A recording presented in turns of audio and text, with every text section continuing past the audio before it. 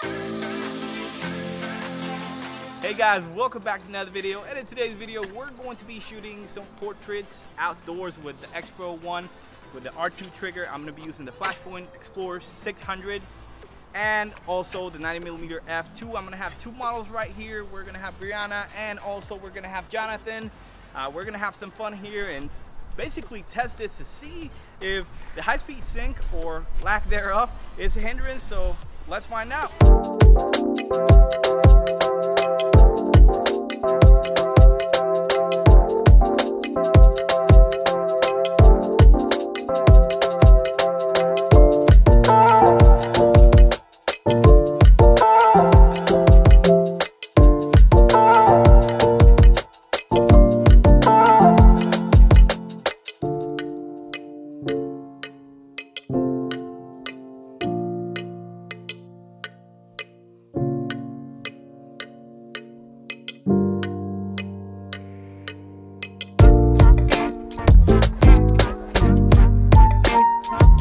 Alright, so we're done with the photo shoot, and there are some pros and cons to this setup, especially because the ND filter, sometimes I had to put about 6 to 8 stops to get it to where I needed to, and yeah, it wasn't really giving me good autofocus, but other than that, I think it turned out okay, and the pictures also turned out okay, and I'm really excited about that.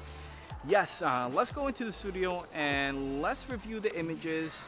You've probably seen some images already because I didn't record the shoot. It was just too much. I was carrying the strobe, plus the lights and the stands and everything else. Thank you to Jonathan and Brianna. They're going to be subscribing to my channel, so I really appreciate that. And yeah, let's discuss some of the pros and cons. See you in the studio. All right, so now we're back in the studio, and let's answer the question here real quick. Can you do high-speed sync-ish type images with the X-Pro1? Yes, you can, but it's not really optimized for it. The autofocusing system struggles in low light, and even though we were outside, the reason why it struggled was because we had a variable ND filter mounted on the lens, and the camera was basically seeing in the dark, and so it was struggling quite a bit to the point where half of my shots were out of focus, which wasn't good because there were some nice images, and when I zoomed in, they were out of focus. You couldn't really tell when you were looking at the back of the screen, but when you take it into Lightroom, you start to see the differences. And yes, it did struggle quite a bit. Quite upset that half of the images were out of focus, but also happy that I was able to get some images with the ND filter and kind of, I don't know, do this experiment. I wanted to push the X-Pro1 a little bit harder and see if it could, you know, it could do the job. It definitely can, but it'll struggle. Now, one thing about the X-Pro1 is that if you disable the exposure preview, it will allow you to focus somewhat faster. Still, with the ND filter, it was struggling quite a bit, but the fact that in the studio, if you were in this type of environment and you turn off the exposure preview, it'll help with the focusing speed. It'll speed it up a little bit. It'll be accurate. It won't miss focus. I did a photo shoot with my dad the other day, and we used the same combo, the X-Pro1 and the 90mm f2, obviously here without the ND filter, and the images were tack sharp. This combo is fantastic. Yeah, I know that, you know, the 90mm f2 is quite big and it doesn't really fit with the X-Pro aesthetic, but it's not about the aesthetic, at least for me. I think that the results also have a lot to do with why I choose this combo. And yeah, to get back to the same topic, you can, it's a bit harder, and also because my variable ND was not a really expensive one, mine only costed like $120, maybe $130, image quality was degraded, and then on top of that, you had some images that were out of focus because of the X-Pro1's focusing system. It did struggle quite a bit, but for the most part, I think that this combo is fantastic. I can't stress that enough. If you guys have the chance to pick an X-Pro1 up, do it. It's only $300. Right now, prices are going up a little bit. I've seen, if you go on eBay right now, they're about $350 because this is one of those cameras that, you know, it gives you, you know, a nice look. It's not film.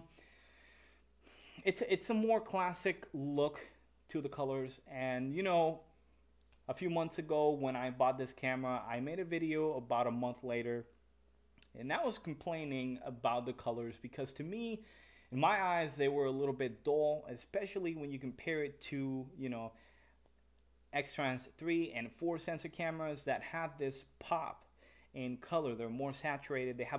They have more punch essentially. Well, with this, you're not getting that, and it took me a while to get used to it. And once I got my workflow going with this camera, yeah, I was loving the colors coming out of the X-Pro1. I wish it had some sort of, you know, classic chrome, something, I don't know, one of the newer film simulations, but that's besides the point. This camera is fantastic, and this experiment was not 100% successful, but I still call it a success because I was able to get some nice images out of it. And well, that is going to be it for this video. If you like what you see, please consider subscribing. Also, if you like what you see, please give it a like. That really helps the channel. Right now, I'm trying to grow my channel, and I'm going to try to do more Fuji gear reviews. I know I talked about the 18mm f2. That's a fantastic lens that you can couple with the X-Pro1 to have a really nice compact experience, especially for street shooting, or if you just want to take, you know, pictures of your family. If you're going out to dinner, you could grab the X-Pro1, mount the 18mm f2, and just take awesome pictures because it's wide enough and also shallow enough that it gets some separation. I really like this combo. I promise I'll have a review at some point of the 18mm f2.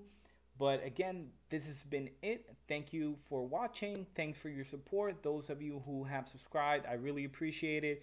Those of you who comment, I really appreciate it. Also, I'm working on my audio. It's a little bit tricky. I'm starting my channel, and I've been struggling with audio. It's a lot harder than I thought, and please be patient, and I'm working on it. Trust me, if the audio doesn't sound really good, I'm still tweaking it. I'm gonna get the wireless, the Rode Wireless Go, and see if that helps audio quality more. And yeah, again, that has been it. Thank you for watching.